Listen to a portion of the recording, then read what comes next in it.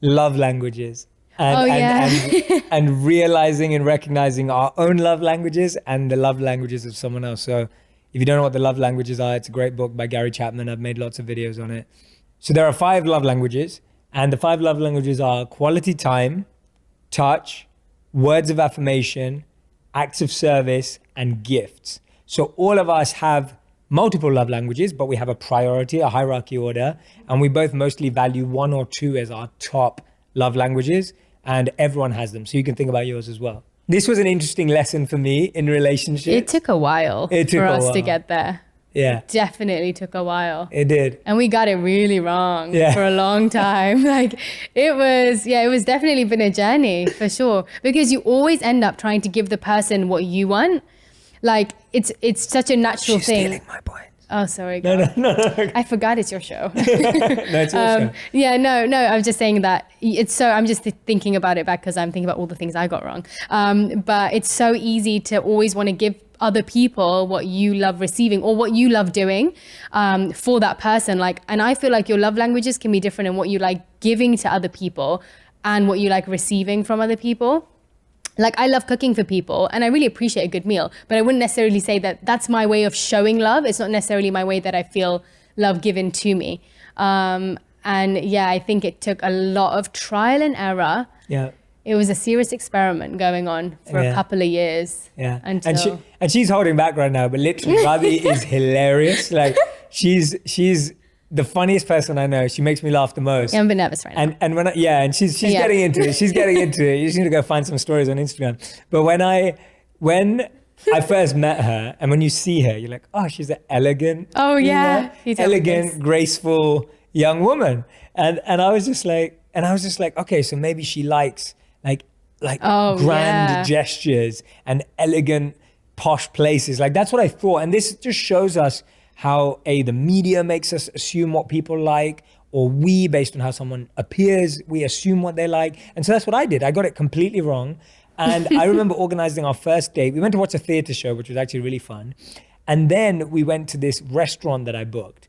And this restaurant's called Locanda Locatelli. Which he must have tutored for about a month to afford that one-day date, literally. Yeah, it was expensive. And this restaurant is highly in demand.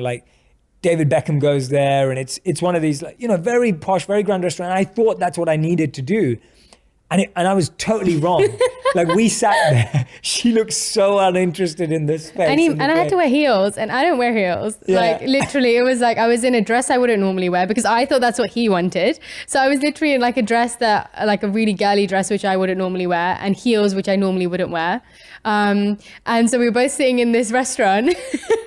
And I was really hungry at the end of it. And I said to him at the end, I was like, look, even if you just take me on a walk in a really good supermarket, or what do they call it here? Grocery store? Yes. Grocery store, supermarket. I was like, that is the most epic date you could take me on. Get me a few treats from from the shelves. We'll go down the gluten-free vegan aisle. That would be the best date. And so after that, I think you kind of started understanding. I think I still got it wrong a few times. A few times. I think it was just, and this is my point. We all get stuff wrong because of previous experiences, the media, what we think, all that kind of stuff. And I got it wrong for a while because I just kept thinking of it. And then I was like, okay, she likes food. Okay, then I had a moment where it's oh, she likes food. So then all I did was buy her cards with food puns and food jokes. Which I really liked. And then we only went to food places for all our dates. So I was starting to get closer. You did. You took me on a date where we went cooking at a Jamie Oliver thing. Yeah, that was really good. That was fun. Oh, that was a good day. Yeah, you did good. Yeah. But yeah, it did take a lot. And even when and he's a gifts person. Yeah, so I'm gifts and words of affirmation. And I think I'm definitely words of affirmation and quality time, maybe. Yeah, quality time. Do you like quality time? I think that they're my two. Yeah, so go. And yeah, what was I saying? You were saying you like gifts. Yeah, so I'm not so much of a gift person. I don't think I ever really have been. Even on my birthdays and stuff, all I really remember growing up is my dad would just take a day off and spend that time with me. And I used to just love that aspect of it rather than the gifts. I do like gifts, but they're just not my main thing. And so I was trying to buy a gift for you, and he wanted like an iPad type thing. No, I wanted an You iPad. want, okay, fine. I thought he wanted an iPad type thing. And so I was like looking around. You thought I wanted a tablet. I thought he wanted a tablet. And so I was literally looking around for the best spec and like really, really good like details of whatever was good, and also good pricing. good Because price. obviously like a good bargain is you need that if you're Indian. Gujarati love. Yeah, if you're Gujarati, you need a good bargain. And so I was looking around and I found this amazing Asus tablet. What is Asus? And Asus is a good brand, everybody. And so I thought, look, this looks like a really good one. Let me buy it. Got it, packed it up, gave it to him. I have never seen disappointment like so bad in my life from opening a gift, because when he says he wants a tablet, he wanted an iPad. And so I learned that he likes really like good quality, expensive gifts, which I probably still haven't got.